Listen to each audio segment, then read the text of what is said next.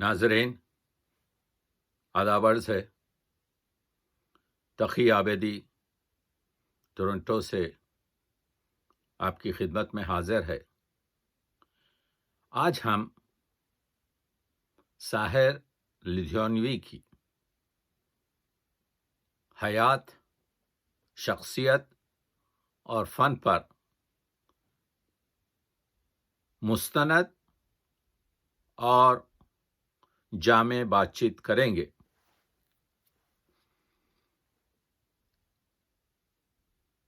मैं आमतौर से गुफ्तगू करता हूँ, लेकिन अपने सामने कुछ सफ़हात रखता हूँ ताकि शेर सही पढ़े जाएं और मुस्तनद हवाले पेश किए जाएं। अब्दुल हई साहिर लुधियानवी 8 मार्च 1921 को लुधियाना में पैदा हुए। तकरीबन 60 साल जिंदगी की और बम्बई के उसी कब्रिस्तान में जिसमें ज़ोए अंसारी, सरदार जाफरी, मासूम राही, जानिसार अख्तर दफन हैं, 1980 में, अक्टूबर 1980 में दफन हुए। लुधियानवी क्योंकि इनका ताल्लुक लुधियाना से था, जो एक कदीम पुराना तिजारती और तारीखी शहर है, इब्राहिम लोदी के ज़माने का बड़ा शहर था। इनके वालिद चौधरी फजल मोहम्मद मुतवस्सित जागीरदार थे। उन्होंने मुताद्दिद शादियां की ताकि कोई बेटा पैदा हो, लेकिन कामयाबी ना हुई। आखिरकार उनकी वो बेगम सरदार बेगम, जो कश्मीरुल असल थी, उनके बतन से साहिर पैदा हुए और लेकिन माँ बाप में नहीं बनी। साहिर के इब्तदाई चंद साल या महीने ऐशो इशरत के माहौल में, जो वालिदैन क्योंकि खाते पीते घराने के थे, गुजरी। लेकिन क्योंकि ये चीज़ों को मैं इस वजह से बयान कर रहा हूँ, ये चीज़ों को जानने की इस वजह से ज़रूरत है कि आप शायर को उसकी शायरी से जुदा नहीं कर सकते। याद है उनका साहिर का वो लाफानी शेर कि दुनिया ने तजुर्बात और हवादिस की शक्ल में जो कुछ मुझे दिया है वो लौटा रहा हूं मैं। तो क्या तजुर्बात थे, क्या हादसात थे? हादसात ये थे कि कभी इनके बाप फजल मोहम्मद ने इनकी मां सरदार को कोई अहमियत दी और वो सिर्फ इसी के खासकार थे कि उनके वतन से एक नरीना औलाद, एक बेटा पैदा हो। तो मां ने एहतजाज किया। ये बात बनी हस्बैंड एंड वाइफ, मियाँ बीवी के इख्तलाफ की, और यह इख्तलाफ इतना शदीद हुआ कि सरदार बेगम, जो साहिर की माँ थी, अपने शौहर से अलहदा जिंदगी करने लगी। तमाम जिंदगी अलहदा रही और उसके बाद उनको अदालत का दरवाज़ा खटखटाना पड़ा, यह बताने के लिए कि ये जो ज़मीनें हैं, ये जो जागीरदारी जायदाद है फजल मोहम्मद की, इसका तन्हा वारिस इनका ये बेटा عبدالحی ساحر لدھیانوی ہے۔ 20-22 سال تک یہ مسئلہ جاری رہا۔ اس دوران ساحر کو کورٹ نے بھی، عدالت نے بھی، جب فضل محمد نے کہا کہ بیٹے کو مجھے دیا جائے تاکہ میں اس کی تربیت کر سکوں، تو عدالت نے ماں ہی کے تحویل میں رکھا۔ ساحر بہت ہی غریب ماحول میں، اس ماں نے ساحر کو ہر طریقے کی جو کچھ بھی ایک بیوہ عورت، بے بضاعت عورت اپنے بیٹے کو سپورٹ کر سکتی ہے، مدد کر سکتی ہے، اس نے کی۔ یاد رہے کہ ساحر کی فکر پر، ساحر بہت باہوش، بہت ہوشمند، حساس بچہ تھا۔ وہ محسوس کر رہا تھا کہ اس کے ماموں اور اس کی ماں اس کی پرورش کر رہے ہیں۔ تو وہ ساحر جب تھوڑے بڑے ہوئے تو مالوا خالصہ اسکول میں ایجوکیشن حاصل کی، اور اس کے بعد لدھیانہ میں جو گورنمنٹ کالج تھا اس میں بی اے میں داخلہ لیا، لیکن بی اے کے تیسرے سال تک پہنچے اور اس کے بعد تعلیم کو وہ مزید آگے نہیں بڑھا سکے، یعنی امتحان بی اے کا نہیں دیا، کیونکہ ساحر اگرچہ کہ 1937-38 میں جب انہوں نے میٹرک پاس کیا تو شاعری کا آغاز شروع کر دیا تھا، لیکن کالج میں جانے کے بعد ساحر کی شاعری کا وہ انقلابی، وہ احتجاجی، وہ آزادی خواہ اور حریت پسند، اور ایک طرف سے کمیونزم سے اور اشتراکیات سے ان کا وابستگی، ان تمام چیزوں نے مل کر اس زمانے کی جو برٹش گورنمنٹ تھی اس کو متوجہ کیا۔ ان کی بعض نظمیں جو میرٹھ کے اخبار میں چھپتی تھیں اس کو ضبط کیا گیا۔ ویسے بھی ساحر لدھیانوی کو کوئی تعلیم اور تربیت سے زیادہ اتنی انس اور محبت نہیں تھی۔ مطالعہ تو بہت وسیع تھا، مطالعہ کرتے تھے، لیکن تعلیم کو آگے بڑھانے کا ان کا کوئی مقصد نہیں تھا۔ نہ وہ فلمی دنیا میں جانا چاہتے تھے، جس کا میں ذکر کروں گا، کیونکہ انہوں نے اپنے کالج کے زمانے میں جو اپنی ہابیز بتائیں کہ مجھے کرکٹ پسند ہے، مجھے آپ کے فوٹوگرافی کا شوق ہے، اور میں وکیل بننا چاہتا ہوں، تو وہ ساحر بی اے کمپلیٹ نہ کر سکے۔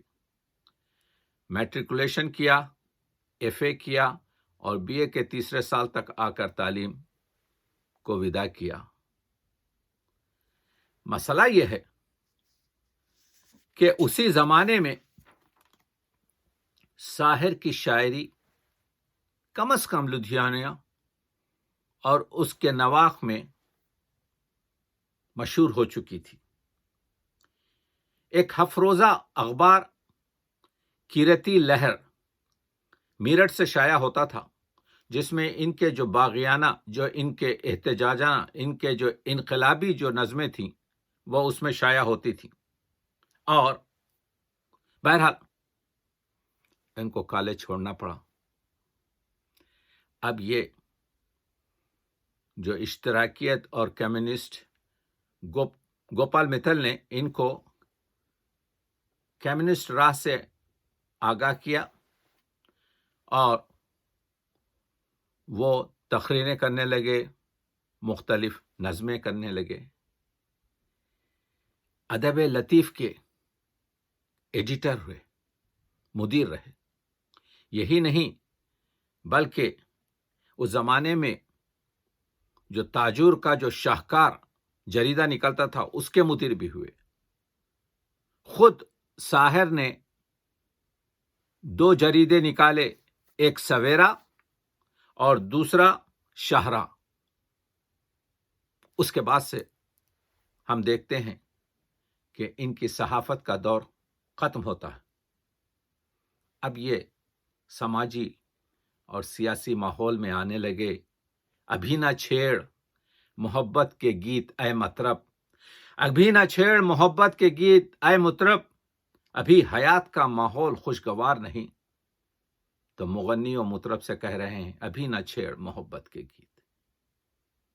دیکھیے، میں یہاں پر ایک چیز بتانا چاہتا ہوں، کیونکہ ہم خشک مضمون سے گزر رہے ہیں یہاں، لیکن یہ ساحر لدھیانوی کی زندگی کو سمجھنے کے لیے بہت ضروری ہے کہ یہ رنج و غم، یہ محرومیاں، یہ اداسیاں، یہ ظلم و ستم جو یہ اپنے بچپنے میں دیکھ رہے ہیں۔ فرائڈ جو بڑا فلاسفر ہے، وہ کہتا ہے کہ یہ جو انسان کی محرومیاں، یہ جو انسان کی جو اداسیاں ہوتی ہیں، وہ ایک نئے جہان کا خواب دیکھتی ہیں اور تخلیق و تعمیر کی ایسی دنیا تعمیر کرتی ہیں جو اس کے لیے مثالی ہو، جس میں وہ رہ کر زندگی گزار سکے۔ اسی لیے فرائڈ کا قول ہے زندگی اور شاعری کے لیے خواب دیکھنا ضروری ہے۔ میں آگے بڑھاؤں گا کہ خواب دیکھنا ہر ایک کا اپنا پیدائشی حق ہے، اور چنانچہ یہی خواب ساحر لدھیانوی نے دیکھا۔ تو ساحر لدھیانوی تمام عمر مجرد رہے، بیچلر رہے، کبھی شادی نہیں کی، لیکن کئی عشق کیے، جس کے بارے میں ہم گفتگو کریں گے۔ تو یہاں پر ان کی شخصیت کو میں یہی بتانا چاہتا ہوں کہ ایک متوسط جاگیرداری خاندان کے بیٹے ہونے کی وجہ سے اپنے باپ کی اچھائی اور دوسری جو جاگیردانہ باغیانہ جو ظلم سے بھری ہوئی، جو ستم اور مسائل سے کی گند سے بھری ہوئی زندگی تھی، اس کا مشاہدہ کر رہے تھے۔ چنانچہ انہیں پناہ ملی اشتراکیت میں۔ یہاں یہ چیز بھی میں آپ کو بتا دوں کہ بچپنے سے پڑھنے کا اور مطالعے کا اور شاعری کا شوق تھا، اگرچہ کہ انہوں نے میٹرک سے 1937 سے تقریباً شاعری کی، یعنی تقریباً 40 سال تک وہ ریاضت کرتے رہے، لیکن خود لکھتے ہیں کہ میں نے اپنے ماموں کو اصرار کر کر دیوان اقبال پڑھوایا، اگرچہ کہ مجھے سمجھ میں نہیں آتا تھا۔ یہاں یہ نقطے کو میں آپ کے سامنے پیش کرنا چاہتا ہوں، اگرچہ کہ وہ نظریاتی لحاظ سے علامہ اقبال سے کے پیرو نہ تھے، لیکن علامہ اقبال کی شاعری اور اس شاعری کے سحر سے بہت متاثر تھے۔ خود کہتے ہیں کہ میرے ماموں شعر پڑھتے تھے اور میں سنتا تھا، تو یہ ساحر انہوں نے جو اپنا تخلص اختیار کیا، وہ کہتے ہیں کہ ایک مرتبہ ورق گردانی کر رہا تھا دیوان اقبال کی، کلیات اقبال کی، تو اس میں داغ کا پر جو مرثیہ ہے اس کا شعر ہے، اس چمن میں ہوں گے پیدا بلبلے شیراز بھی، سینکڑوں ساحر بھی ہوں گے صاحب اعجاز بھی۔ ساحر لدھیانوی کہتے ہیں جیسے میں نے لفظ ساحر پر میری نظر پڑی، میں نے ڈیسائیڈ کر لیا، میں نے فیصلہ کر لیا کہ میرا تخلص ساحر ہوگا۔ یہاں پر یہ چیز بھی میں عرض کرتا ہوں کہ ساحر کا اگرچہ کہ لدھیانیا میں رہے، لیکن ساحر کا ایک دوسرا شہر جس میں انہوں نے زندگی گزاری وہ لاہور تھا، اور لاہور میں بھی انہوں نے آپ کے ادب لطیف کی، جیسا میں نے بتایا ابھی، کہ مدیریت کی ہے، لیکن انہوں نے وہاں پر ایک یوم اقبال بڑے شاندار طریقے پر منایا۔ تو یہاں پر یہ عرض بھی کر دوں کہ وہ اگرچہ کہ وہ 1937 میں پہلے اپنا شعر کہہ رہے ہیں، لیکن اس سے پہلے انہوں نے کچھ کہانیاں لکھی، مجھے ان کہانیوں کا سراغ نہیں مل سکا۔ انہوں نے کچھ تنقیدی مضامین لکھے، میں اس کے بارے میں زیادہ نہیں جانتا، لیکن یہ وہ زمانہ تھا کہ وہ کالج میں آئے اور اب شہرت ان کی ہونے لگی، اور آپ کو معلوم ہے کہ اس زمانے میں شاعر انقلاب جوش ملیح آبادی مشہور تھے، اور اسی وقت جو احسان دانش تھے ان کو شاعر مزدور کہا جاتا تھا۔ تو یہ موومنٹس وہاں پر چل رہی تھی، اور مختلف سردار ہوں کہ مجاز ہوں کہ کیفی اعظمی ہوں کہ یعنی وہ تمام کھیپ جو ترقی پسندی کا ہے، اگرچہ کہ عمر میں ساحر ان سے جونیئر تھے، لیکن ان تمام کے نظریات یعنی انجمن ترقی پسند سے وابستگی داری۔ ایک نکتہ یہاں پر یہ بیان کرنا چاہتا ہوں کہ ساحر لدھیانوی کا لہجہ دھیما، سلونا اور درد بھرا اور اثر انگیز تھا۔ اس میں تندی اور ترشی رہی تھی۔ جو بات کرتے تھے وہ کمال سے کرتے تھے۔ ان کی جو نظم ہے تاج محل، جس سے وہ زبان زدے عام عوامی شاعر ہو گئے۔ دیکھیے، اگر آپ فن پر دیکھیں ساحر لدھیانوی کو، تو ان کی زندگی رومان، محبت سے شروع ہوتی ہے، درمیان میں یعنی غم جانا سے شروع ہوتی ہے۔ وہ عشقیہ نظمیں، وہ عشقیہ غزلیں، وہ عشقیہ شاعری کرتے ہیں، وہاں پر ہمارے پاس کمی نہیں ہے۔ اسی لیے کہا گیا تھا کہ جی وہ تتبع کر رہے ہیں فیض کا، مجاز کا، محمود شیرانی کا۔ نہیں، انہوں نے ایک بہت خوبصورت جملہ کہا ہے ساحر لدھیانوی کا، یہاں سے لیتے جائیے۔ ساحر لدھیانوی کہتے ہیں سرخا اور چیز ہے، اثر اور چیز ہے۔ علامہ اقبال کے بارے میں بھی یہ کہا گیا ہے کہ ان کا دماغ انتخابی تھا۔ علامہ اقبال کے بارے میں بھی یہ کہا گیا ہے، میں عرض کر رہا ہوں، کہ وہ گلچین تھے۔ تو ساحر کہتے ہیں کہ سرخا اور اثر پر میں فرق ہے۔ کوئی شخص بھی 100% اوریجنل نہیں ہوتا، یعنی آپ کو لینا ہی پڑتا ہے۔ دنیا کی بات چلتی ہی رہتی ہے۔ حضرت علی کا قول ہے، اگر دنیا میں باتیں دہرائی نہ جاتی تو کبھی کہ ختم ہو گئی ہوتی۔ تو اثر لیا اقبال کا، اثر لیا فیض کا، اثر لیا دوسرے ترقی پسند شاعروں کا ساحر نے، لیکن اوریجنلٹی تو اپنی برقرار رکھی۔ بہرحال عرض یہ کر رہا تھا کہ ساحر کے نزدیک وہی ملٹن کا جو رول ہے کہ شعر سچا ہو، شعر میں آپ مفید ہو، شعر میں آپ کے جو ہے حسن ہو، سادگی ہو، جذبات ہوں اور سچائی ہو۔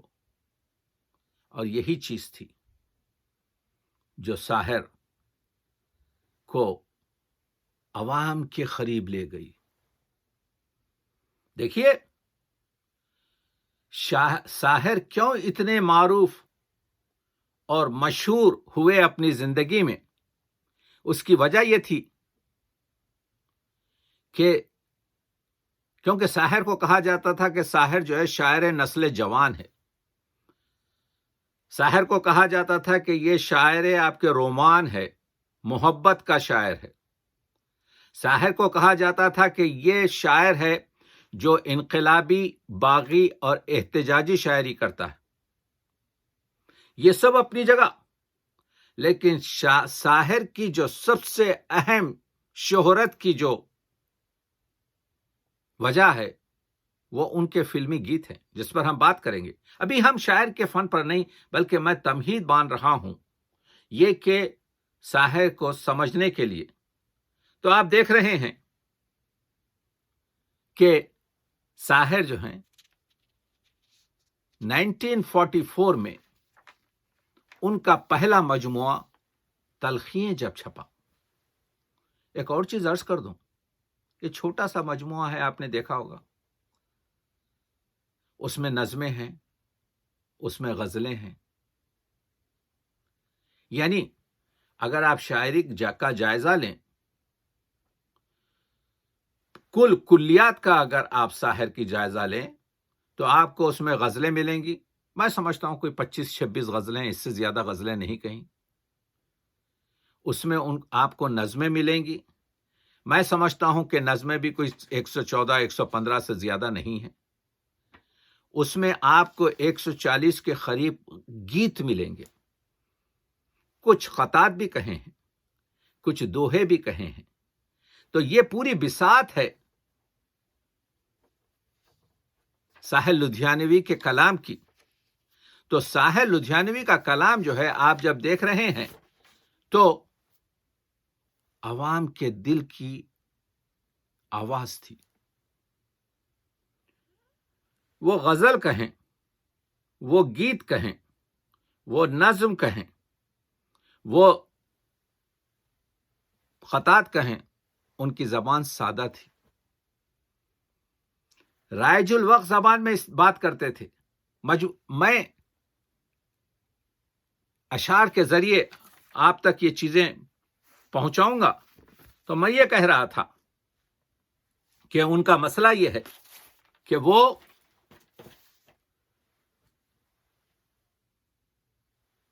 ان کی شاعری کو 3 ادوار میں آپ تقسیم کر سکتے ہیں۔ پہلے رومانی شاعری ہے، اس کے بعد یہ جو اشتراکیت، کمیونزم، ترقی پسندی، مزدوروں، ستم کشوں، عورتوں وغیرہ پر جو شعر ملتے ہیں وہ حقیقت پسندی ہے۔ پھر اس کے بعد پھر رومانیت کی طرف جو ان کے بہت سے گیت ہیں، مصروں میں بات کہے جاتے ہیں۔ چند کلیاں نشاط کی چن کر مدتوں محو یاس رہتا ہوں، تیرا ملنا خوشی کی بات سہی، تجھ سے مل کر اداس رہتا ہوں۔ فراق، آپ نے دیکھا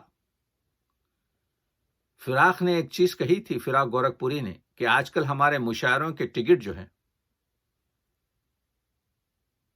ساحر کی آمد اور آنے سے مشاعرے میں ان کے نام سے ہمارے مشاعروں کے ٹکٹ بکتے ہیں۔ لوگوں نے دل کھول کر ساحر لدھیانوی کا یہ سمجھیے کہ استقبال کیا، کیونکہ اس کی زبان زمانے کی زبان تھی۔ وہ جب تاج محل کی نظم وہ سنا رہے تھے، ایک شہنشاہ نے دولت کا سہارا لے کر ہم غریبوں کی محبت کا اڑایا ہے مذاق۔ آج تک کسی شاعر کی اس طرف نگاہ نہیں گئی تھی۔ ہاں، لوگوں نے دوسرا نظریہ پیش کیا۔ ایک شاعر نے ایک شہنشاہ نے بنوا کے حسین تاج محل، ہم کو محبت کا آپ کے جو ہے انہوں نے سبق دیا ہے، وہ دوسرا لک ہے۔ دونوں بھی ٹھیک ہیں۔ ایک شہنشاہ نے بنوا کے حسین تاج محل پوری دنیا کو جو ہے محبت کا سبق دیا ہے۔ کتنے شہنشاہوں کے پاس دولت تھی، کیوں انہوں نے تاج محل نہیں بنایا؟ تو یہ بھی صحیح ہے، اور وہ ساحر کا کہنا بھی صحیح ہے کہ ایک شہنشاہ نے دولت کا سہارا لے کر ہم غریبوں کی محبت کا، آپ دیکھ رہے ہیں، اڑایا ہے مذاق۔ دولت تو ہر شہنشاہ کے پاس تھی، لیکن ہر شہنشاہ نے تاج محل نہیں بنایا۔ آپ دیکھ رہے ہیں، مسئلہ یہ ہے کہ جب دیکھیے جو تصنیفات ہیں شاعری کی، دیکھیے بیسیکلی ساحر ایک شاعر ہے، وہ فلمی گیت کا شاعر ہو، وہ احتجاجی، انقلابی اور غریب پروری اور ترقی پسندی کی اقدار کا شاعر ہو، یا وہ بیسیکلی رومانی شاعر ہو، ان کی شناخت ایک شاعر کی طرح۔ ساحر کے 4 مجموعے ہمارے درمیان موجود ہیں۔ آپ جانتے ہیں کہ ساحر کا سب سے پہلا جو مجموعہ تلخیاں 1944 میں شائع ہوا میرٹھ سے۔ یہ چیز بھی بتاتا چلوں آپ کو کہ اس زمانے میں امکان ہی نہیں تھا کہ ایک شاعر کے اتنے ایڈیشن شائع ہوں۔ 100 سے ایڈیشن شائع ہوئے، قانونی طور پر اور غیر قانونی طور پر، اور اس کے 11 سال بعد ان کی دوسرا مجموعہ ایک طولانی نظم آتی ہے، پرچھائیاں۔ اردو ادب کی یہ عجیب نظم ہے۔ میں 2 منٹ اس پرچھائیوں پر بات کرنا چاہتا ہوں، جو ان کی طولانی نظم ہے، جس میں انہوں نے جو جنگ جہانی دوم کے بعد 1955 میں جو لکھی ہے، اور اس پرچھائیوں میں یہ بتانے کی کوشش کی ہے کہ آج کی نسل جوان کا یہ فرض ہے کہ وہ اور کوئی جنگ نہ ہونے دیں، دنیا میں امن و محبت پھیلائیں۔ دنیا میں آپ کے جو ہے اس وقت محبت کی ضرورت ہے۔ میں اس پر کھل کر بات کروں گا، لیکن میں یہ بتانا چاہتا ہوں کہ وہ ایک ایسی تجرباتی آپ کے جو ہے نظم تھی کہ جس میں وہ بحر بھی بدلتے ہیں بیچ میں نظم کے۔ نظم عام طور سے ایک بحر میں کہی جاتی ہے، لیکن کیونکہ ان کا تعلق 1945 سے بمبئی کے فلمی انڈسٹری سے جڑ چکا تھا، اگرچہ کہ مستقل طور پر 1949 سے وہ بمبئی کے ہی اور فلم انڈسٹری کے ہی ہو کے رہ گئے، لیکن اس کا اثر تھا کہ انہوں نے اپنی نظم پرچھائیوں میں کئی مرتبہ 2-3 مرتبہ آپ کے کیا کہتے ہیں بحر بھی بدلی ہے اور گفتگو بھی کی ہے۔ حالات سے لڑنا مشکل تھا، حالات سے رشتہ جوڑ لیا۔ دوسری نظمیں دیکھیے آپ کی، میں دوسری نظمیں پیش کر رہا ہوں۔ جس رات کی کوئی صبح نہیں، اس رات سے رشتہ جوڑ لیا۔ یہ کہنے والا ایک نظم لکھتا ہے طولانی، جس کا نام ہے پرچھائیاں۔ اس پر سردار جعفری نے بہت ہی خوبصورت طریقے کا مقدمہ لکھا ہے، پڑھنے کی چیز ہے۔ تصورات کی پرچھائیاں ابھرتی ہیں، کبھی گمان کی صورت، کبھی یقین کی طرح۔ تو آپ دیکھ رہے ہیں کہ ایسی اردو میں بھی نظم ہے جو عالمی امن، مساوات، محبت، درس حقیقت، حریت، احترام آدم، حقوق آدمی، فضیلت انسان کے بارے میں بات کرتی ہے۔ اس پر ہم بات کریں گے۔ میں جس چیز کو بتانا چاہتا ہوں پہلے، وہ ان کا جو مسئلہ ہے، جیسا میں نے عرض کیا کہ ہمارا جو کلچر ہے، ہمارے اس کلچر میں عورت پر بہت ظلم ہوا ہے. یہ مرد بنیاد کلچر ہے، اور اس کا تجربہ اور اس کا مشاہدہ اور اس کو درک کیا ہے، اس غم کو ساحل لدھیانوی نے اپنی ماں کے ساتھ جو ظلم ہوا، اور جاگیرداری نظام میں کھیتوں میں گھروندوں میں جو ظلم ہوا، لوگ عورت کو فقط جسم سمجھ لیتے ہیں، روح بھی ہوتی ہے اس میں، یہ کہاں مانتے؟ کتنا دردناک شعر ہے. عورت نے جنم دیا مردوں کو، مردوں نے اسے بازار دیا. دیکھ رہے ہیں ہم، جب جی چاہا مسئلہ کچلا، جب جی چاہا دھتکار دیا. عورت کو بیان کر رہا ہے ساحل لدھیانوی. مردوں کے لیے ہر ظلم روا، عورت کے لیے رونا بھی خطا. مردوں کے لیے ہر عیش کا حق، عورت کے لیے جینا بھی سزا. سچے شعر ساحل لدھیانوی آپ دیکھ رہے ہیں عورتوں کے بارے میں لکھ رہا ہے. سنسار کی ہر ایک بے شرمی غربت کی گود میں پلتی ہے.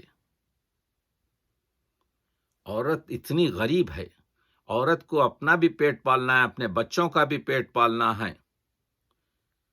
سنسار کی ہر ایک بے شرمی غربت کی گود میں پلتی ہے، چکلوں میں آ کر رکتی ہے، فاقوں سے جو راہ نکلتی ہے. چکلے کیا ہیں؟ پروسٹیٹیوشن ہاؤس، خبیہ خانہ. عورت سنسار کی قسمت ہے، پھر بھی تقدیر کی بیٹی ہے. اوتار و پیمبر جنتی ہے، پھر بھی شیطان کی بیٹی ہے. ہم نے عورت کو شیطان کی بیٹی بنا دیا، جبکہ عورت نے پیغمبروں کو جنم دیا، اوتاروں کو جنم دیا. لوگ عورت کی ہر ایک چیخ کو نغمہ سمجھے. دیکھ رہے ہیں آپ ستم، یہ چیزیں تھیں جس نے ساحل لدھیانوی کو اپنی طرف متوجہ کیا. لوگ عورت کی ہر ایک چیخ کو نغمہ سمجھے. وہ قبیلوں کا زمانہ ہو کہ شہروں کا رواج. آپ 1300 برس کی بات کر رہے ہیں، آج کی بات کر رہا ہے ساحل لدھیانوی. جبر سے نسل بڑھے، ظلم سے تن میل کرے. دس از اے ریپسٹ ایٹیٹیوڈ.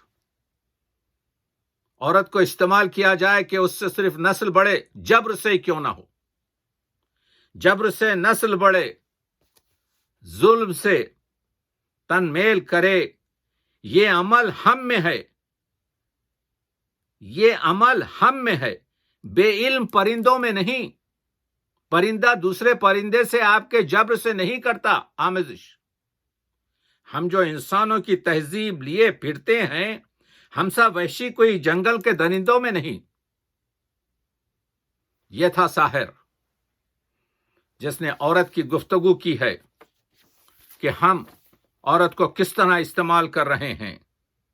وہ جاگیردانی معاشرہ جہاں پر کھیتوں میں دوشیزاؤں کو کی عصمت لوٹی جاتی تھی. میرے احباب کے سامان تعشش کے لیے، میرے احباب کے سامان تعشق کے لیے یہ عیش کا شوخ سینے ہیں، جواں جسم ہنسی باہیں ہیں. میرے احباب کے سامان تعشق کے لیے شوخ سینے ہیں، جواں جسم ہنسی باہیں ہیں. سبز کھیتوں میں یہ دہکی ہوئی دوشیزائیں، ان کے شیرانوں میں کس کس کا لہو جاری ہے. کس میں جرت ہے کہ اس راز کی تشہیر کرے. سب کے لب پر میری ہیبت کا فسوں طاری ہے، میں وڈیر ہوں، میں جاگیردار ہوں، میں ظالم شخص ہوں، سب نہیں ہیں، لیکن معاشرہ ہے۔ کس میں دم ہے کہ چودھری کے خلاف بات کرے؟ ان کے شریانوں میں کس کس کا لہو جاری ہے؟ کس میں جرت ہے کہ اس راز کی تشہیر کرے؟ سب کے لب پر میری ہیبت کا فسوں طاری ہے۔ ایک نظم لکھی، آپ کو بہت سی نظمیں ملیں گی، مگر صبح نوروز کے یہ نظم کے چند مصرے سنیے، کتنے درد بھرے نصرے ہیں۔ نکلی ہے بنگلے کے در سے، نکلی ہے، ایک حصہ پڑھ رہا ہوں۔ نکلی ہے بنگلے کے در سے ایک مفلس دیخاں کی بیٹی، افسردہ مرجھائی ہوئی سی، جسم کے دکھتے جوڑ دباتی، آنچل سے سینے کو چھپاتی، مٹھی میں ایک نوٹ دبائے، جشن مناؤ سال نو کے۔ جوانی کو لوٹ کر، اور یہ سمجھتے ہیں کہ اس کام کی وجہ سے ہم اس کا پیٹ پال رہے ہیں۔ چکلے پڑھیے، نظم پڑھیے، خبی خانوں پر، پروسٹیٹیوشن ہاؤس پر نظم پڑھیے۔ یہ پرپوچھ گلیاں، یہ بے خواب بازار، یہ گمنام راہی پہ سکوں کی جھنکار، یہ عصمت کے سودے پہ سودوں کی تکرار، جہاں پر گفتگو کی ہے، خوبصورت گفتگو کی ہے۔ ہم لوگ جو مشرقی تہذیب کے دل دادا ہیں، ہم جو یہ کہتے ہیں کہ ہمارے پاس عورت کی توقیر بہت زیادہ ہے، ہم جو یہ کہتے ہیں کہ غرب میں ہم نے جو ہے دیکھا ہے کہ عورتوں کو آپ کے نیلام کیا جاتا ہے اور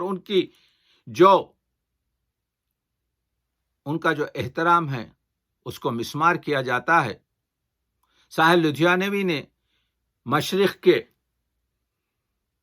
یہ سو کال رہبروں کو للکارا ہے، ان کی ایک نظم ہے، اس میں وہ کہتے ہیں، تہذیب مشرق کے ثنا خواہ کہاں ہیں؟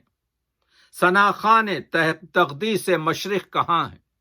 ثنا خان وہ جو تعریف کرتے ہیں تقدیس مشرق کے، مشرق بہت آپ کے تقدس رکھتی ہے، بہت ہی اعلیٰ ہے، بہت ہی آپ کے جو ہے اس میں احترام ہے انسان کا۔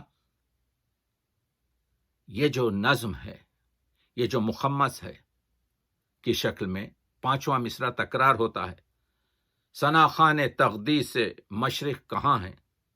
یہ پھولوں کے گجرے، یہ پیکوں کے چھینٹے، یہ پھولوں کے گجرے، یہ پیکوں کے چھینٹے، یہ بے باک نظریں، یہ گستاخ فکرے۔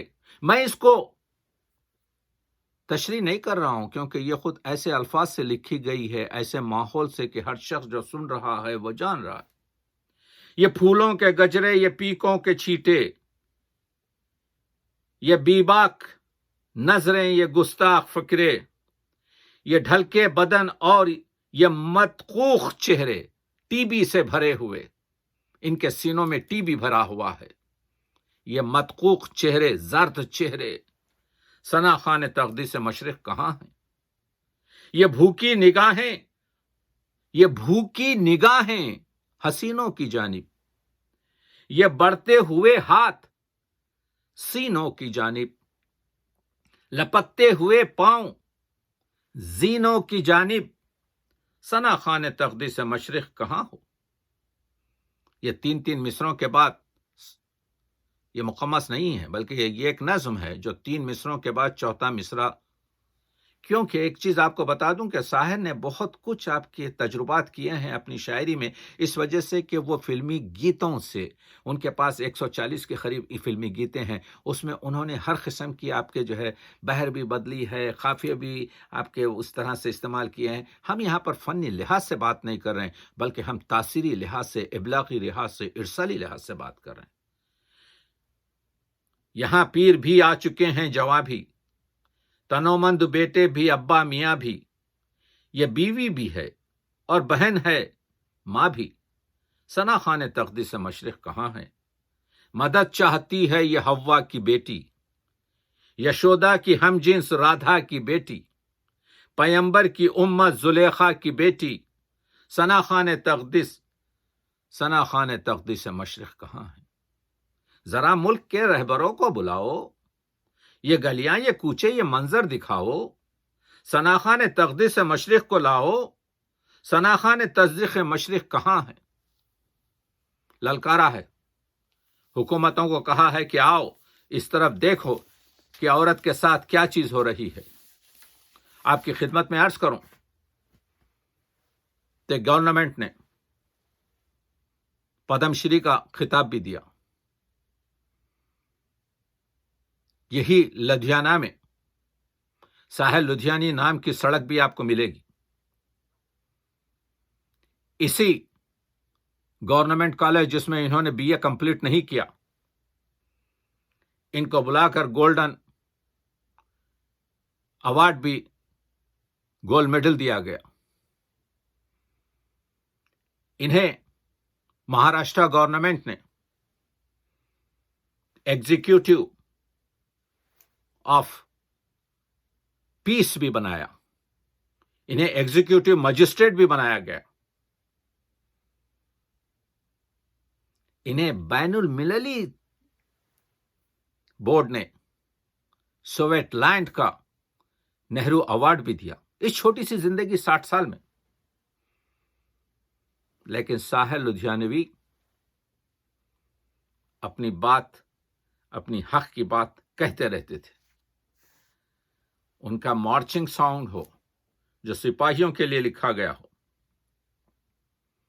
एक चीज जिस पर मैं यहां पर एम्फसिस करना चाहता हूं, तवज्जो दिलाना चाहता हूं, वो इनका ताल्लुक था अपनी माँ से, मोहब्बत। क्योंकि इनकी माँ और इनके मामू ने इनकी ऐसी तरबियत की थी कि खुद अपने आप को, यहां तक कि एक जगह ये लिखते हैं कि जब हम मुंबई में आपके जो है उस स्लम एरियाज में, उस जगहों पर थे कि बाज लोगों ने देखा कि एक मर्तबा उस जमाने में जब अभी ये मशहूर नहीं हुए थे, साहिल लुधियानवी बैठे हुए हैं, इनके अतराफ झोपड़ी के तकरीबन 20-25 लोग बैठे हुए हैं और ये अपनी शायरी को सुना रहे हैं। वो साहिर जब मुंबई में पहली मर्तबा था तो इसके पास इलेक्ट्रिसिटी का बिल देने के लिए पैसे नहीं थे, तो साहिर के लोग कहते हैं कि साहिर ने उस वक्त अपनी माँ की आपके सोने की चूड़ियां बेचकर आपके बिल अदा किया था। वो साहिर जिसको बाद में खुदा ने नवाजा, क्योंकि साहिर ने एक गुफ्तगू जो की वो बड़ी अजीब चीज है। जब फिल्मी मसाइल पर आऊंगा तो मैं उसको खुलकर बात करूंगा, लेकिन यहां पर यह बात करना चाहता हूं कि साहिर वो आपके जो है नगमा निगार है जिसने एक फिल्म के नगमे लिखने पर आपके 1 लाख रुपए तक वसूल किए। उस वक्त उनके पास गाड़ियां थी, उस वक्त उनके पास नौकर थे, उनके पास देवड़ी थी, हर कुछ थी, लेकिन उन्होंने अपना कोई जो रिश्ता था सितमकशों से, मजदूरों से, किसानों से, बेवाओं से, जुल्म से दबे हुए लोगों से, उससे नहीं तोड़ा। मां को हमेशा अपने दिल से लगा कर रखा। कहीं भी जाऊं, जब 1947 में आपके जो है तकसीम हुआ मुल्क, तो इनकी मां उस वक्त लुधियाना में थी।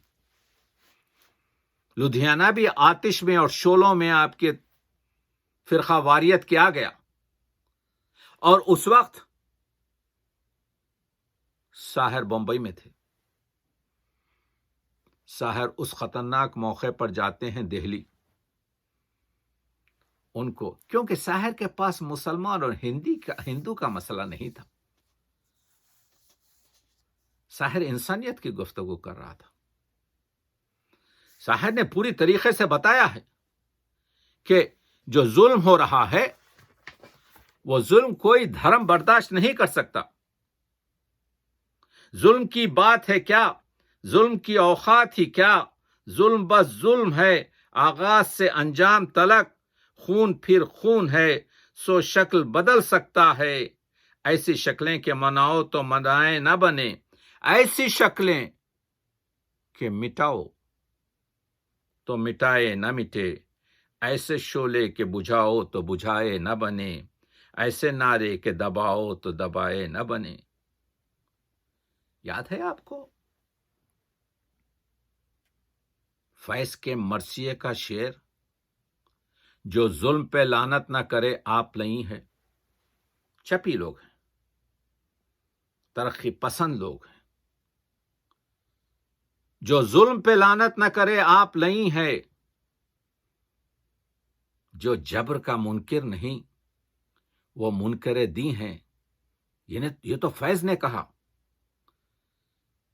لیکن ساحر نے کہا فوج حق کو کچل نہیں سکتی، فوج چاہے کسی یزید کی ہو، لاش اٹھتی ہے جب علم بن کر، لاش چاہے کسی شہید کی ہو۔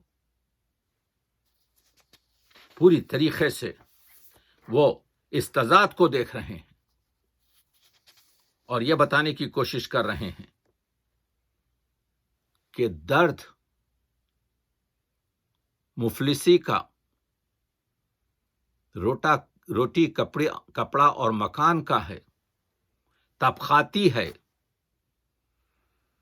مسلمان، ہندو، کرسچن، سکھ، عیسائی یہ چیزیں نہیں ہیں، بلکہ غریب اور امیری ہے، ستم زدہ، ستم خوردہ، ستم کش اور ظالم اور ستمگر سے ہے۔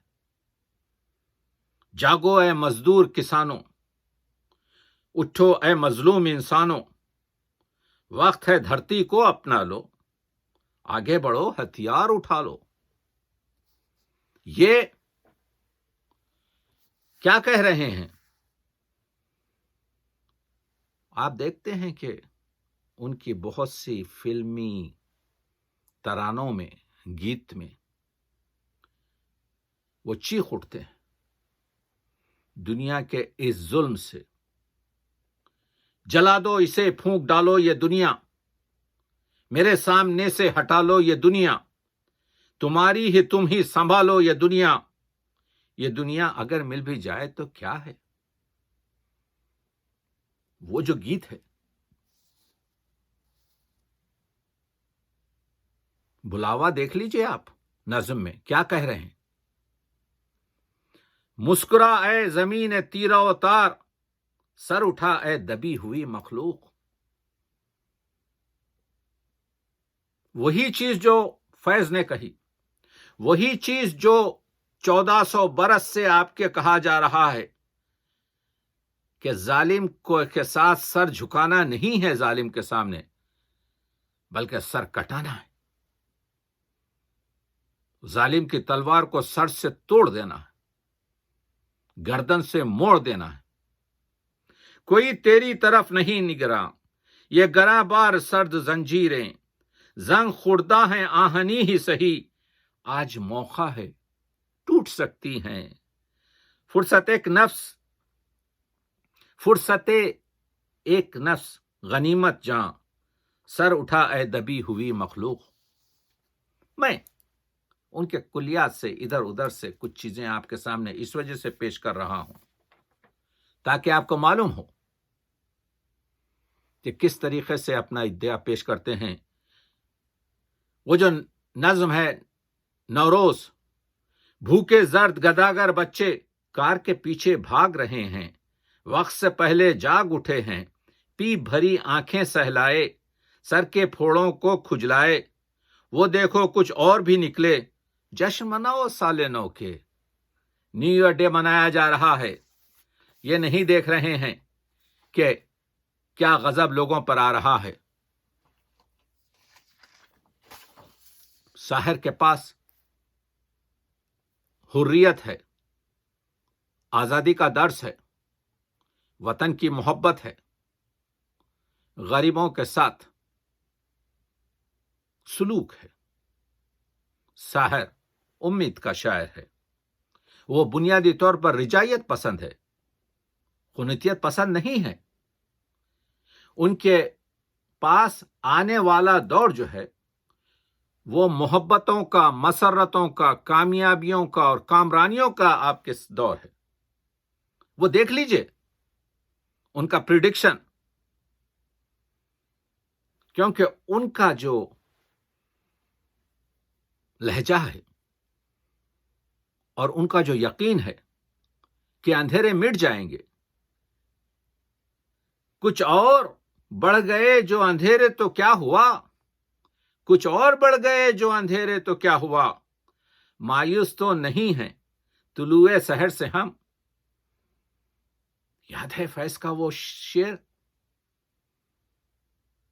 جلوہ گاہ وصال کی شمع وہ بجھا بھی سکے اگر تو کیا، چاند کو گل کریں تو ہم جانیں۔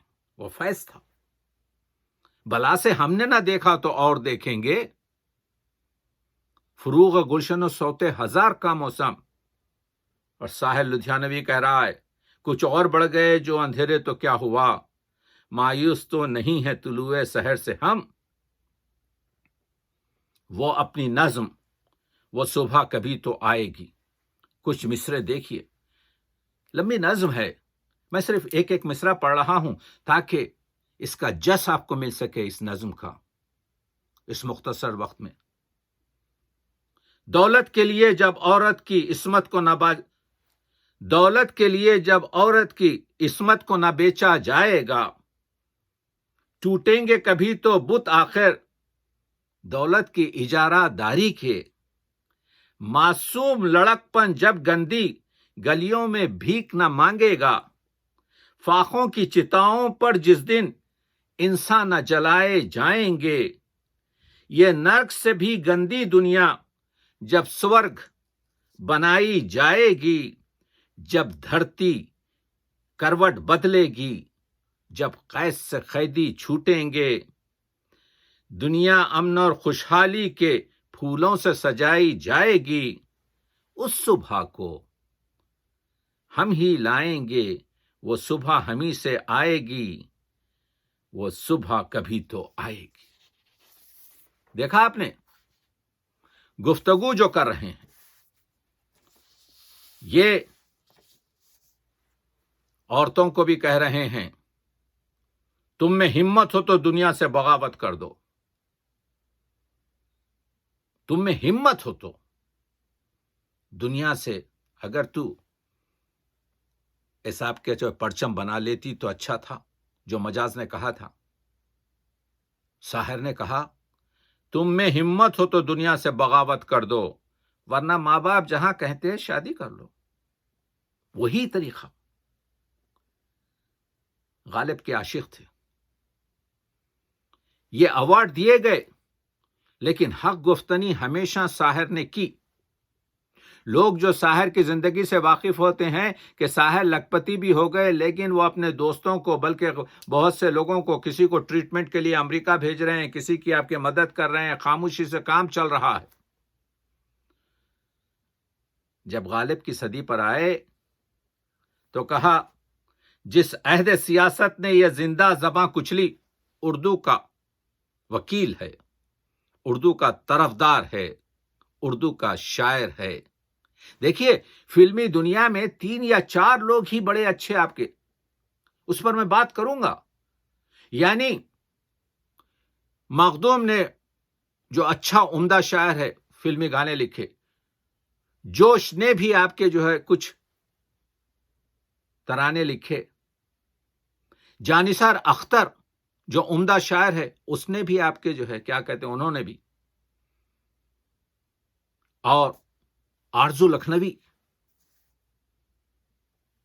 اور ساحل لدھیانوی، شکیل بدایونی، یہ لوگ وہ ہیں جن کے پاس ادبیات بھی ہے، جن کے پاس شعریات بھی ہے، جن کے پاس نغمگی بھی ہے، جن کے پاس رائج الوقت زبان بھی ہے۔ لیکن ساحر کے پاس زیادہ ہے۔ ساحر ہندی الفاظ لاتے ہیں، ساحر بازاری چیزیں لاتے ہیں۔ ہم 100 سال کے بعد غالب کو بازار میں لا کر معرفی کر رہے ہیں، لیکن ساحل لدھیانوی کی شاعری کا آغاز ہی بازار سے شروع ہو رہا ہے۔ تو اردو کے بارے میں کہہ رہے ہیں، حکومت کیا کر رہی ہے اردو کے بارے میں؟ جس عہد سیاست نے یہ زندہ زبان کچلی، اس عہد سیاست کو مرحوموں کا غم کیوں ہے؟ یہ غالب ڈے کیوں منا رہے ہیں آپ لوگ؟ اس عہد سیاست کو مرحوموں کا غم کیوں ہے؟ غالب جسے کہتے ہیں اردو ہی کا شاعر تھا، جب ہر جگہ ملک میں غالب غالب غالب غالب کے ڈے منائے گئے تو ساحل لدھیانوی نے کہا جس عہد سیاست نے یہ زندہ زباں کچلی اس عہد سیاست کو مرحوموں کا غم کیوں ہے؟ غالب جسے کہتے ہیں اردو ہی کا شاعر تھا، اردو پہ ستم ڈھا کر غالب پہ کرم کیوں ہے؟ اردو پہ ستم ڈھا کر غالب پہ کرم کیوں ہے؟ اور ایک دو شعر دیکھیے، 21 برس گزرے آزادی کامل کو، تب جا کے کہیں ہم کو غالب کا خیال آیا۔ 21 برس، یہ وہ شخص کہہ رہا ہے جو پدم شری ہے، یہ وہ شخص کہہ رہا ہے جس کو کہا گیا کہ ماسٹر آف پیس، یہ وہ شخص ہے جو ایگزیکیوٹیو آپ کے جو ہے مجسٹریٹ ہے، یہ شخص وہ ہے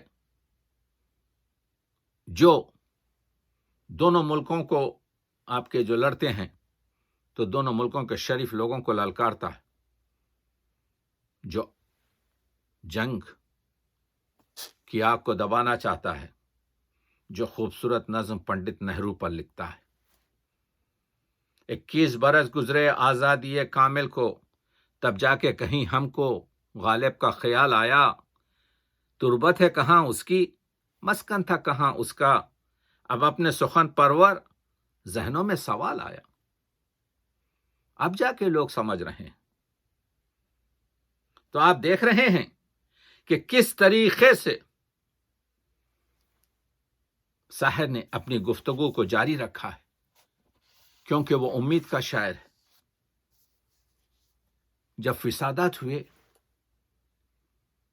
اور اتنا مشکل ہو گیا کہ اس کی ماں بچ سکتی ہے یا نہیں لدھیانہ میں، مگر لدھیانہ میں جو چند دوست تھے اور وہ ہندو دوست تھے ساحر کے، اور ساحر کی ماں سردار بیگم کو وہ اپنی ماں کی طرح سے پسند کرتے تھے، تو ان ہندو دوستوں نے مل کر ساحر کی ماں کو بہت ہی محفوظ طریقے سے وہ جہاں پر ریفیوجی کیمپ تھا، جہاں سے ٹرینیں پاکستان جاتی تھیں اس زمانے میں، اس میں پہنچا دیا، اور یہ دہلی سے ہوتے ہوئے کسی طریقے سے اپنی زندگی بچاتے ہوئے پہنچے ہیں لاہور، تو وہاں پر شورش کاشمیری جو احرار کے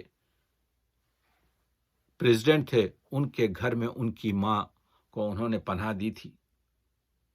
تو اس زمانے میں ایک نظم لکھی آج کے نام پر، اپنا تعارف کرا رہے ہیں، تم جانتے ہو میں کون ہوں؟ میں وہی ہوں، میں تمہارا مغنی نغمہ نہیں ہوں، اور نغمے کی تخلیق کا ساز و ساما ساتھیو آج تم نے بھسم کر دیا ہے، اور میں اپنا ٹوٹا ہوا ساز تھامے سرد لاشوں کے انبار کو تک رہا ہوں۔ میرے بربت کے سینے میں نغموں کا دم گھٹ گیا ہے۔ یہ نظم آج پڑھنے کے قابل ہے، اور اس کے بعد سے شاعر کہہ رہا ہے اپنے نغموں کی جھولی پسارے در بدر پھر رہا ہوں، مجھ کو امن اور تہذیب کی بھیک دو، میرے گیتوں کی لے، میرا سر میری نئے، میرے مجروح ہونٹوں کو پھر سونپ دو۔ ساتھیو میں نے برسوں تمہارے لیے انقلاب اور بغاوت کے نغمے الاپے، اب نہیں کروں گا۔ یہ ہے ساحل لدھیانوی۔ تو آپ دیکھ رہے ہیں کہ کس طریقے سے آگے بڑھ رہے ہیں، اور ان کے پاس مذہبیت نہیں ہے، وہ تہذیب کے پروردہ ہیں۔ وہ جس زبان میں بات کرتے ہیں اس زبان میں ہر قسم کا لفظ شامل ہے جو عوامی ہے، ہندی کے رسیلے شبد بھی ہیں۔ اگرچہ کہ جب وہ ایف اے پڑھ رہے تھے تو انہوں نے اپنے جو سبجیکٹ لیے تھے اس میں فلسفہ اور فارسی تھا، اور ان کی پرچھائیاں والی جو طویل نظم ہے اس میں آپ کو وہ منظر کشی میں وہ خوبصورت الفاظ بھی ملیں گے، ان کے پاس بھجن بھی ملیں گے، ईश्वर अल्लाह एक ही नाम, सबको सम्मति दे भगवान। पढ़िए वो पूरी नज़्म, और उनके पास खव्वाली भी मिलेगी। अल्लाह और रसूल का फरमान इश्क है, यानी हदीस इश्क है, कुरान इश्क है, गौतम और मसीहा का अरमान इश्क है, ये कायनात इश्क से और जान इश्क है। और एक जगह कहते हैं इश्क सरमत और इश्क ही मंसूर है, इश्क मूसा इश्क कूहे तूर है। तो वो शायर जो हर किस्म का फलसफे इश्क और दिलों को मिलाने की बात करता है, वो शायर है जिसके लिए हम यहाँ पर आपके गुफ्तगू कर रहे हैं, जो अपनी आप देख रहे हैं कि किस तरीके से गुफ्तगू को आगाज करता है और बढ़ाता है। साहिर मुल्क में बरादरी फैलाना चाहते हैं, अखुवत फैलाना चाहते हैं, सोशलिज्म फैलाना चाहते हैं, मोहब्बत फैलाना चाहते हैं। उनका मशहूर गीत आप जानते हैं, धूल का फूल में आपको मिलेगा, तू हिंदू बनेगा ना मुसलमान बनेगा, इंसान की औलाद है इंसान बनेगा। हर मजहब का जो टॉप तरीन चीज है कि अखलाक, वो इस्लाम हो या कोई दूसरा धर्म हो, इंसान बनाना जो है उसका काम है। तू हिंदू बनेगा ना मुसलमान बनेगा, इंसान की औलाद है इंसान बनेगा, फितरत जो सिखाए वो धर्म तेरा नहीं है, इंसान को जो रौंदे वो कदम तेरा नहीं है, कुरान ना हो जिसमें वो मंदिर नहीं तेरा, गीता ना हो जिसमें वो हरम तेरा नहीं है, तू सुलह और अमन का अरमान बनेगा, इंसान की औलाद है इंसान बनेगा। नरम लफ्जों में किस तरीके से वो मसाइल को बिखेर देते हैं। सादगी है। मैंने बताया कि उनके पास 115 116 से ज्यादा आपके नज़में हैं, उनके पास 140 के करीब गीत हैं, उनके पास 25-26 गजलें हैं। अगरचे कि गजलें नंबर में और कमियत में कम हैं, लेकिन गजलों की कैफियत बहुत उम्दा है, वो पुरकैफ हैं। यानी साहिर ने वो घिसा पिटा मसला जो गजल में था उसको किनार रखा, बल्कि उसमें एक ताजगी और एक खरापन और एक नरापन और एक उसमें उम्दगी और शुगुफ्तगी रखी। उनके पास हिज्र, फिराक और तर्क उल्फत विसाल से ज्यादा, वो विसाल के शायर नहीं हैं, वो तर्क उल्फत के शायर हैं। शायद इसी वजह से उन्होंने कई माशूक़े किए, मखसूसन एक माशूक़ा उनका अमृता प्रीतम के साथ, जिसका खुद अमृता प्रीतम ने, जो पंजाब की शायरा, पंजाबी जबान की शायरा थी, अदीब थी, उन्होंने रसीदी टिकट में नज़में लिखी हैं। ये दोनों ने एक दूसरे के बारे में गुफ्तगू की है और एक दूसरे के बारे में नज़म की है, लेकिन दोनों विसाल की मंजिल तक उस तरह से नहीं पहुंच सके। औरों के भी नाम आते हैं, लता मंगेशकर से भी इनके आपके जो है क्या कहते हैं दिली तरीके से ये नज़दीक थे, और कुछ मल्होत्रा वगैरह इस तरह से कई इश्क के नाम आते हैं, लेकिन कोई भी आपके जो है इनके पास कामिल तरीके से मुजर्रद और बैचलर ही, बगैर शादीशुदा ही 60 साल की उम्र में गुजर गए। इनका जो तर्क उल्फत और हिज्र और फिराक का जो मसला है,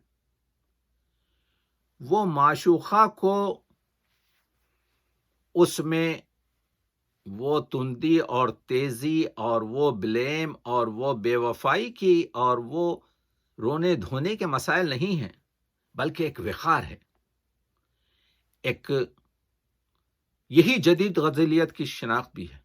جدید غزل میں جیسے فراق کے پاس بھی ہو، ہمارے پاس روایتی غزل ہے، روایتی غزل کے بعد ترقی پسند غزل کا ایک موڑ ہے، اس کے بعد سے جدید غزل ہے، جدید کے بعد مابعد جدید غزل ہے، اور آج کل کے جو ہے آپ کے جو ہے جدید غزل سے بھی مابعد جدیدیت غزل سے بھی آج کل معاصرانہ اور عصری جو غزل ہے وقار ہے عاشق اور معشوق کے درمیان۔ یعنی یہ بتانے کی کوشش کرتے ہیں کہ ہمارا میل اس وجہ سے نہیں ہو سکا کہ کچھ سماجی مسائل تھے، ہمارا میل اس وجہ سے نہیں ہو سکا کہ کچھ اپنی مجبوریات تھیں، ورنہ میں اور تم سے ترک محبت کی آرزو، شاعر کہتے ہیں میں اور تم سے ترک محبت کی آرزو دیوانہ کر دیا تھا غم روزگار نے، دیوانہ کر دیا تھا غم روزگار نے، انہیں اپنا نہیں سکتا مگر اتنا بھی کیا کم ہے کہ کچھ مدت ہنسی خوابوں میں کھو کر جی لیا میں نے، تیرے تصور میں جی لیا، تیرے خوابوں میں نے اپنی زندگی بنا لی ہے۔ اسلوب کی تازگی اور اس میں شگفتگی اور اس میں طرح دیکھیے، تجھ کو خبر نہیں مگر ایک سادہ لوح کو، تجھ کو خبر نہیں مگر ایک سادہ لوح کو برباد کر دیا تیرے 2 دن کے پیار نے، برباد کر دیا تیرے 2 دن کے۔ میں شاعر کی غزل کے شعر پڑھ رہا ہوں۔ نگاہیں جھکتے جھکتے بھی بہم ٹکرا ہی جاتی ہیں، کیا انداز ہے، نگاہیں جھکتے، منظر کشی ہے، اور منظر کشی سے رومانی آپ کے جو ہے جس کا پتہ چلتا ہے۔ نگاہیں جھکتے جھکتے بھی بہم ٹکرا ہی جاتی ہیں، محبت چھپتے چھپتے بھی نمایاں ہوتی جاتی ہے۔ تو یہ جو غزل کا انداز ہے، ٹھیک ہے شاعر آپ کے فلسفے، منطق اور گہرائی اور گہرائی کے شاعر اتنے نہیں ہیں، لیکن پھر بھی زندگی اور معاشراتی حالات کو سمجھنے کے لیے جو نظموں میں، جو غزلوں میں، جو گیتوں میں، جو ان کے کچھ دوہے اور بعض خطات میں جو انہوں نے تغزل بھرا ہے، دیکھیے اصل چیز تغزل ہے، اصل آمد تغزل ہے، اصل شاعر کی آپ کے جو ہے قوت تغزل ہے۔ وہ اس کو نظم میں اپنا لے، اس کو غزل میں اپنا لے، اس کو دوہے میں کہہ لے، اس میں خطات میں کہہ لے، اس کو ربائی میں کہہ لے، وہ سب سیکنڈری ہے، وہ ثانوی ہے۔ اصل حیثیت تغزل ہے۔ زندگی اور معاشراتی حالات کو شاعر نے اپنی شاعری میں آپ کے کس عمدگی سے آپ کے جو ہے کیا کہتے ہیں پیش کیا ہے، دیکھیے وہ ان کا اپنا نظریہ ہے۔ ہر شاعر کا ایک اپنا نظریہ ہوتا ہے، ہر شاعر اپنی زندگی اور دوسروں کی زندگی کو ایک طریقے سے دیکھتا ہے۔ جون ایلیا نے بھی کہا تھا کہ بھئی زندگی کو باہر سے دیکھو تو شاعر سمجھ میں آئے گا، اور ساحل لدھیانوی کہتے ہیں لے دے کے اپنے پاس فقط ایک نظر تو ہے، لے دے کے اپنے پاس فقط ایک نظر تو ہے، کیوں دیکھیں زندگی کو کسی کی نظر سے، ہم اپنی نظر سے دیکھنا ہے، اپنی نظر سے اپنی زندگی کو دیکھنا کامیاب تجربہ ہے۔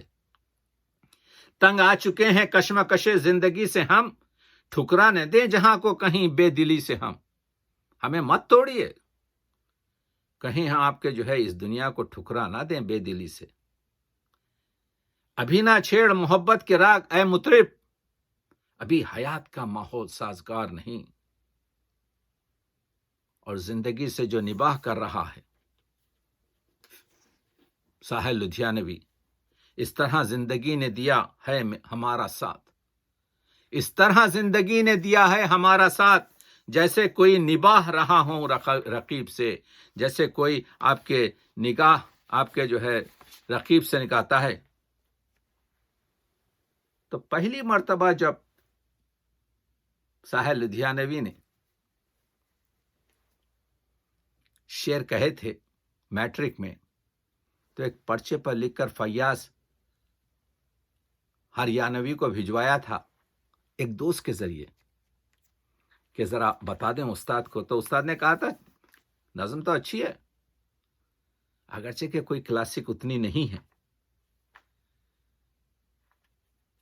ہمیں پتہ نہیں ان کے استاد کون تھے، لیکن انہوں نے یہ کہا کہ ہمارے پاس تو جو کام آپ کے دیکھیے شہرت جو ہوئی ہے ساحر لدھیانوی کی وہ فلمی گیتوں کی وجہ سے ہوئی ہے، نہ ان کی رومانی شاعری کی وجہ سے جو ان کی آپ کے کالج میں تھی اس کی وجہ سے ہوئی ہے، نہ ان کی وہ احتجاجی شاعری جو ان کی باغیانہ شاعری ان کی آپ کے انقلابی شاعری کی وجہ سے، وہ تو سب تھی، نہ وہ ترقی پسند گروہ سے ان کا جب 1945 میں ان کی آپ کی کتاب آئی تو پوری ایک آگ کی طرح سے بر صغیر میں آپ معلوم ہوا کہ ایک نوجوان شاعر ہے عبدالحی ساحر لدھیانوی جس کے خیالات اس طرح سے ہیں۔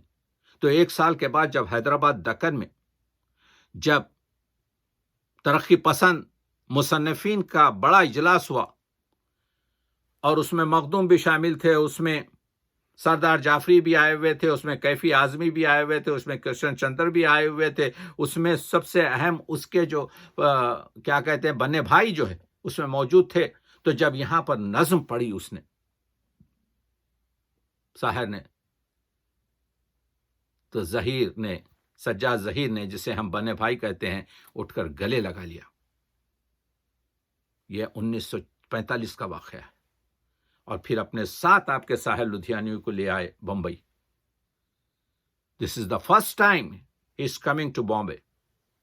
بمبئی میں ان کو جو ہے آپ کے جو ہے وہاں پر تو آپ کے جو ایک کہکشاں تھی، وہاں پر کون نہیں تھا، وہاں پر تو بعض لوگ آپ کے آتے بھی تھے اور جاتے رہتے تھے، یعنی تمام آپ کے یوں سمجھے کہ 1945 میں یہ جنگ جہانی دوم کے اس میں وہاں پر اردو مرکز قائم ہو چکا تھا جس میں ہر بڑا شاعر ترقی پسند کا اس وقت تھا، یہاں تک کہ جوش مرحوم بھی پونا میں رہتے ہوئے آپ کے جو ہے جاتے اور آتے رہتے تھے، مخدوم بھی آتے رہتے تھے، ہر شخص۔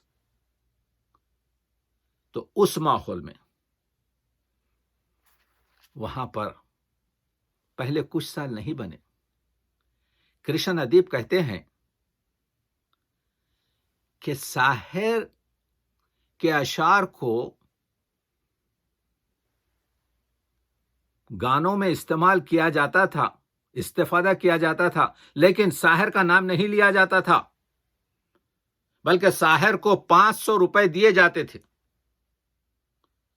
میں ان کا ڈائلاگ پڑھ رہا ہوں، ان کا آپ کے حوالہ پڑھ رہا ہوں تاکہ یہ اتھینٹک آپ کے مستند حوالہ آ جائے۔ یہ بھی سچ ہے کہ ان دنوں ساحر نے کچھ گانے ضرور لکھے تھے جو ریکارڈ بھی ہوئے، لیکن ریکارڈ پر نغمہ نگار کے طور پر ساحر کے نام کے بجائے کسی دوسرے شاعر کا نام ہوتا۔ What is going on? یہ ہے شعری ادب کا ستم کہ ساحر کے گانوں پر دوسرے شخص کا نام لکھا جاتا، نغمہ نگار کے طور پر ساحر کے نام کی بجائے کسی دوسرے شاعر کا نام ہوتا، وہ شاعر ساحر کو 500 روپے فی گانا دیتا۔ یہ ہے ریفرنس کرشن ادیب ساحر یادوں کے آئینے میں، ماڈرن پبلیکیشن ہاؤس، 1985۔ وہ ساحر نے جب پہلی مرتبہ ایس ڈی برمن کو سے ملاقات کی، اصل میں ہوا یہ کہ اس زمانے میں سیگل نے کہا ان کے ترانے سن کر اس عوامی شاعر ساحر کے کہ جاؤ ایس ڈی برمن کو سناؤ۔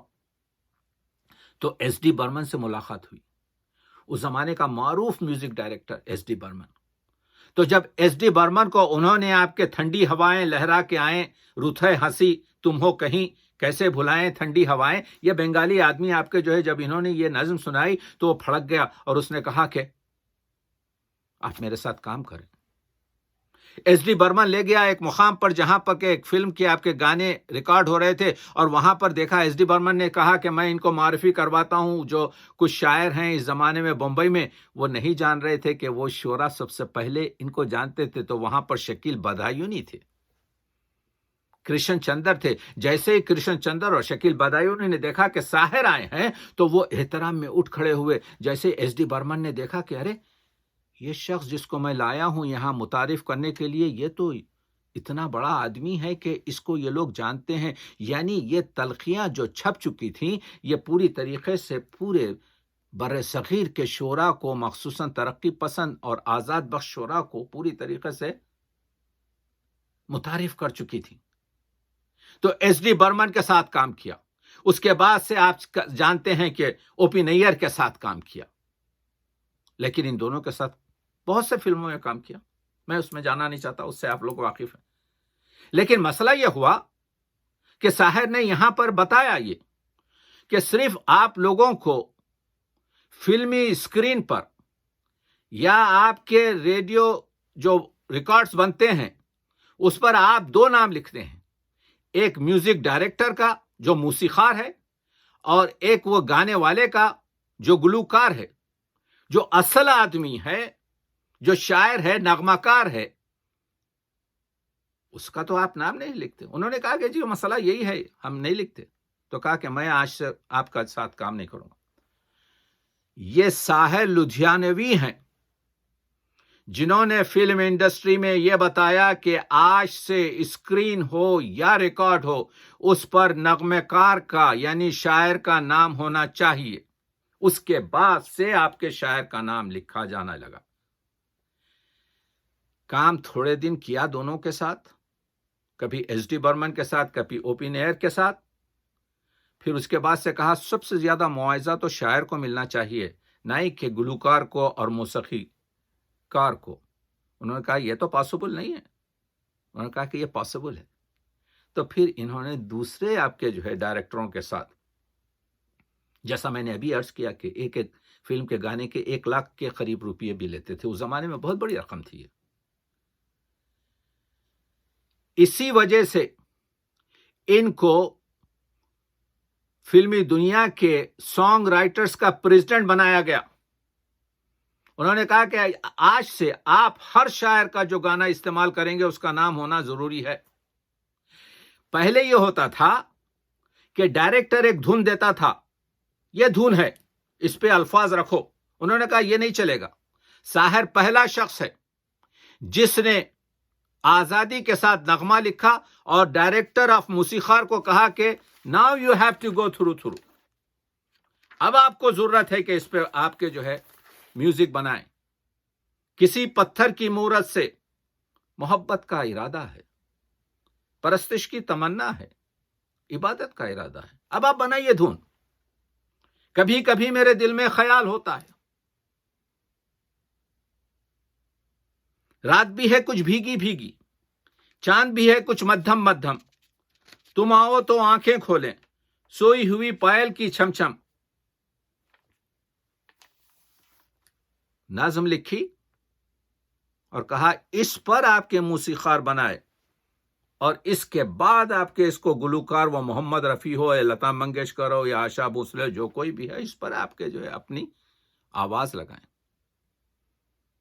تو آپ دیکھ رہے ہیں انقلابات میں بتا رہا ہوں فلمی دنیا میں جو ساحر لدھیانوی نے لائے کہ نغمہ کار کا نام ہونا چاہیے، نغمہ کار کی نظم کو جو ہے آپ کے پوری طریقے سے وہ اہمیت دی جائے، اور کیونکہ الفاظ جب کسی راگ پر رکھے جائیں تو اس میں وہ تغزل آ نہیں سکتا، تو انہوں نے آنکھ کھلتے ہی تم چھپ گئے ہو کہاں، آنکھ کھلتے ہی تم چھپ گئے ہو کہاں، تم ابھی تھے یہاں، ابھی سانسوں کی خوشبو ہواؤں میں ہے، ابھی قدموں کی آہٹ فضاؤں میں ہے، ابھی شاخوں پہ ہیں انگلیوں کے نشاں، تم ابھی تھے یہاں۔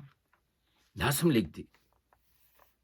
یہ محلوں یا تختوں یا تاجوں کی دنیا، یہ انسان کے دشمن سماجوں کی دنیا، یہ دولت کے بھوکے رواجوں کی دنیا، یہ دنیا اگر مل بھی جائے تو کیا ہے؟ ہر ایک جسم گھائل، ہر ایک روح پیاسی، نگاہوں میں الجھن، دلوں میں اداسی، یہ دنیا ہے یا عالم بدحواسی؟ یہ دنیا اگر مل بھی جائے تو کیا ہے؟ ساحر لدھیانوی پہلا فلمی دنیا کا شاعر ہے جس نے اپنے گانوں کو پبلش کیا، گاتا جائے بنجارا۔ تو آپ دیکھ رہے ہیں ان کے جو تصانیف ہیں 1944 میں تلخیاں، 1955 میں پرچھائیاں، 1971 میں وہ جو ان کی آپ کے جو ہے نظم ہے کہ خواب بنے، آؤ اپنے خواب بنے، اور اس کے بعد گاتا جائے بنجارا، تو پہلا شخص ہے جس نے اس کو شائع کیا، اور اس کے اتنے ایڈیشن چھپے کہ جب ان کی ماں کا انتقال ہوا اس کے 4 سال بعد یہ بھی مر گئے۔ 1976 میں ساحر کی ماں کا انتقال ہوا، ساحر اداس ہونے لگے، ساحر آپ کے اکیلی اور تنہائی استعمال کرنے لگے، اور ساحر کی جو مومیری بہن تھی، کیونکہ اس کو اپنی بہن کی طرح سے پالا تھا، وہ ساحر کی آپ کی زندگی کی دیکھ بھال کر رہی تھی۔ اس نے ایک بڑی آپ کے انٹرویو میں خاص بات کہی تھی کہ 1982 میں، یعنی اس سے 2 سال پہلے ہی ساحر مر گئے، ساحر فلمی دنیا کو ترک کرنے والے تھے۔ وہ ساحر جس نے وہ نغمے دیے، کبھی کبھی میرے دل میں خیال آتا ہے، تو اب سے پہلے ستاروں میں بس رہی ہے کبھی، تجھے زمیں پہ بلایا گیا ہے میرے لیے، کبھی کبھی میرے دل میں خیال آتا ہے، سہاگ رات ہے گھونگھٹ اٹھا رہا ہوں میں، سمٹ رہی ہے تو شرما کے میری باہوں میں، یہ جانتا ہوں کہ تو غیر ہے مگر پھر بھی کبھی کبھی میرے دل میں خیال آتا ہے، آؤ کوئی خواب بنے۔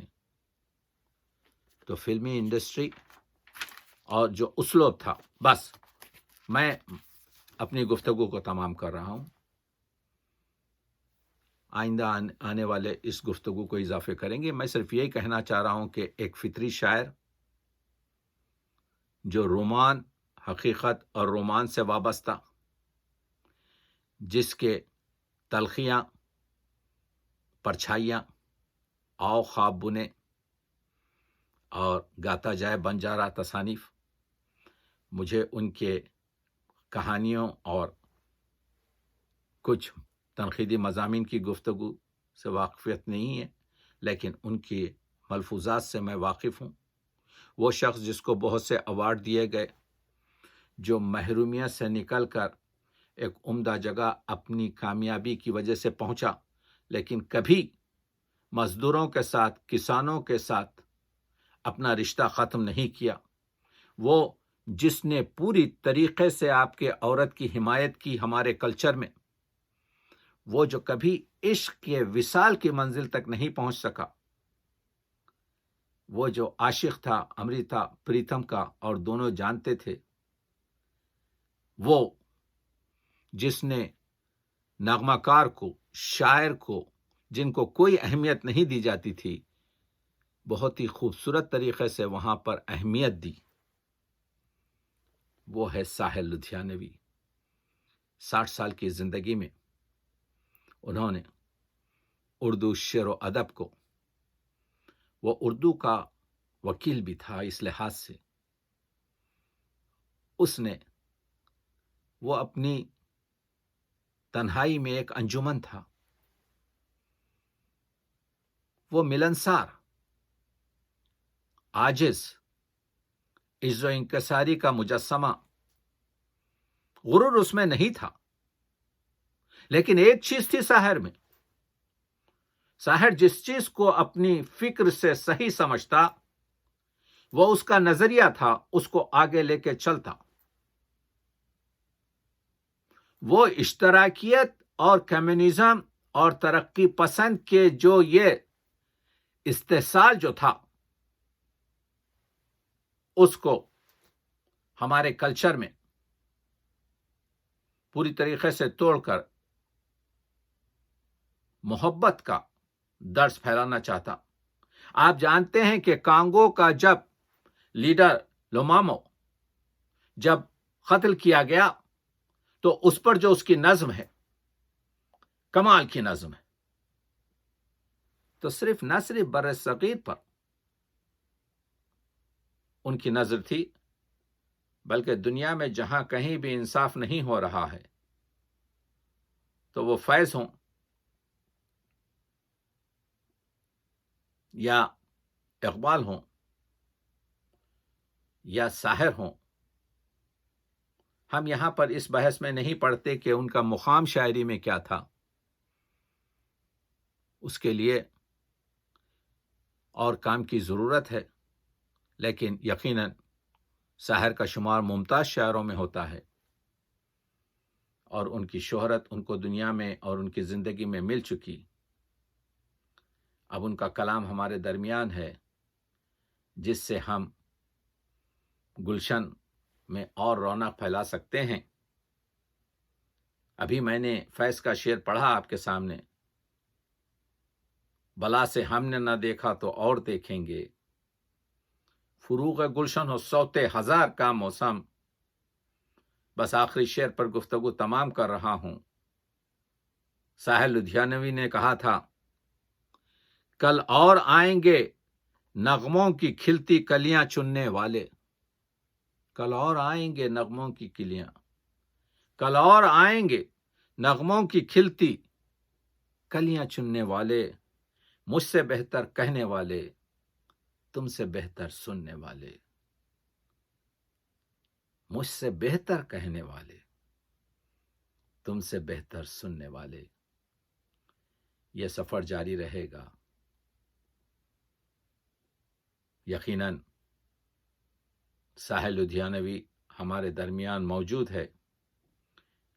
چھپ نہیں سکتا ہے شاعر شعر کے چھپنے کے بعد، وہ فلمی گیت ہوں یا ان کی نظمیں آزاد نظمیں ہوں یا مورا نظمیں ہوں، مگر بیشتر تو ان کی پابند نظمیں ہیں۔ کچھ خطات ہوں یا 25-26 غزلیات ہوں، ساحر ہمارے درمیان موجود ہے۔ بہت بہت شکریہ۔ لذیذ بود حکایت دراز تر گفتم۔ آپ خوش رہیں۔